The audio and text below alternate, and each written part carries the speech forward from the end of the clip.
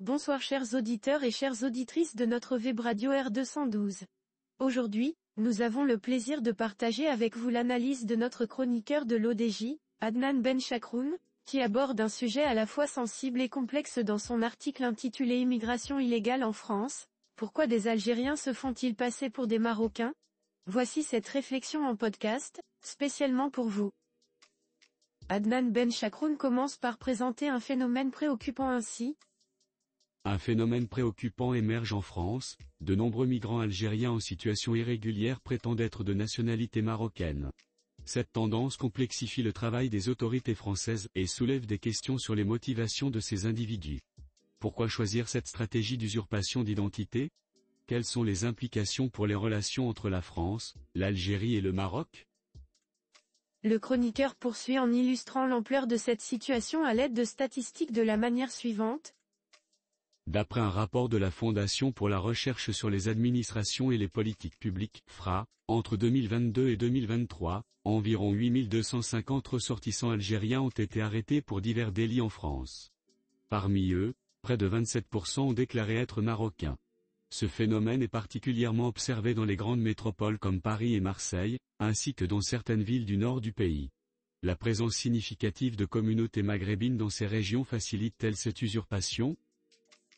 Notre ingénieur met en lumière une cause probable de cette stratégie, les difficultés de rapatriement des Algériens vers leur pays d'origine. En ces termes, la principale raison de cette stratégie semble être liée aux difficultés rencontrées lors des procédures de rapatriement vers l'Algérie. Malgré l'existence d'accords de réadmission entre la France et l'Algérie, leur application demeure limitée. En 2023, seulement 2562 Algériens en situation irrégulière ont été expulsés. Ce faible chiffre traduit un manque de coopération active des autorités algériennes. En se déclarant marocains, ces migrants espèrent profiter d'un flou administratif qui retarderait leur expulsion, voire la rendrait impossible. En avançant dans son analyse, notre chroniqueur aborde un point crucial, et nous informe que les autorités françaises cherchent à renforcer les moyens d'identification de la manière suivante. Selon le parquet de Paris, certains individus impliqués maîtrisent les lacunes juridiques et administratives du système français. Cela suggère l'existence possible de réseaux organisés qui encouragent et facilitent l'usurpation d'identité marocaine. Ces réseaux pourraient fournir des informations, voire des documents falsifiés, compliquant ainsi la tâche des autorités pour vérifier la véritable nationalité des migrants. Sommes-nous face à une nouvelle forme de trafic organisé? Conscientes de la situation, les autorités françaises cherchent à renforcer les moyens d'identification. Une coopération accrue avec le Maroc est envisagée pour accélérer les procédures de vérification. Cependant, les relations diplomatiques tendues avec l'Algérie constituent un obstacle majeur. Les autorités françaises envisagent de durcir les contrôles aux frontières et d'améliorer la détection des faux documents. Mais ces mesures seront-elles suffisantes pour endiguer le phénomène? L'auteur attire également notre attention sur le Maroc, qui se retrouve malgré lui au cœur de cette problématique.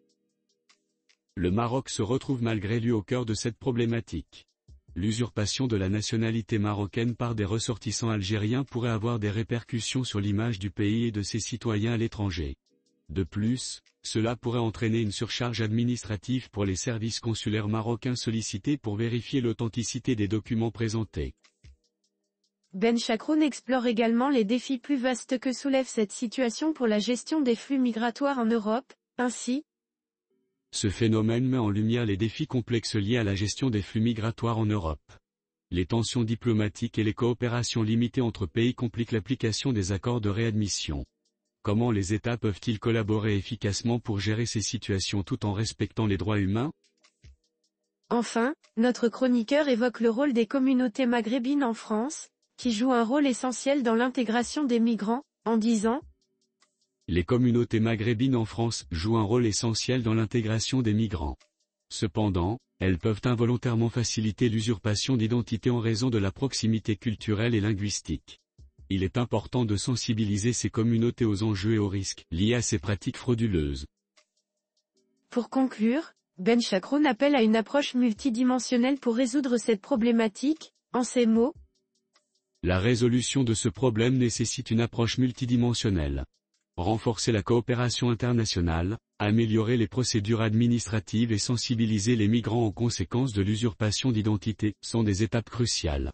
Les autorités françaises, algériennes et marocaines doivent travailler ensemble pour trouver des solutions équilibrées. La situation actuelle interpelle, si les mesures appropriées ne sont pas prises, ce phénomène pourrait s'amplifier. Les États concernés sont-ils prêts à mettre de côté leurs divergences pour collaborer efficacement? Les politiques migratoires européennes doivent-elles être repensées pour faire face à ces nouveaux défis? L'usurpation de la nationalité marocaine par des migrants algériens en France révèle des failles dans les systèmes migratoires et diplomatiques actuels. Il est impératif d'aborder ce problème avec sérieux et coopération pour garantir la sécurité, le respect des lois et la dignité des personnes concernées. Chers auditeurs de la web radio R212, merci d'avoir été à l'écoute de ce podcast et d'avoir partagé avec nous ce moment de réflexion et de découverte. Votre présence et votre fidélité sont notre plus belle récompense. On se dit à très bientôt, si vous le voulez bien. Avec toute notre gratitude, l'équipe de R212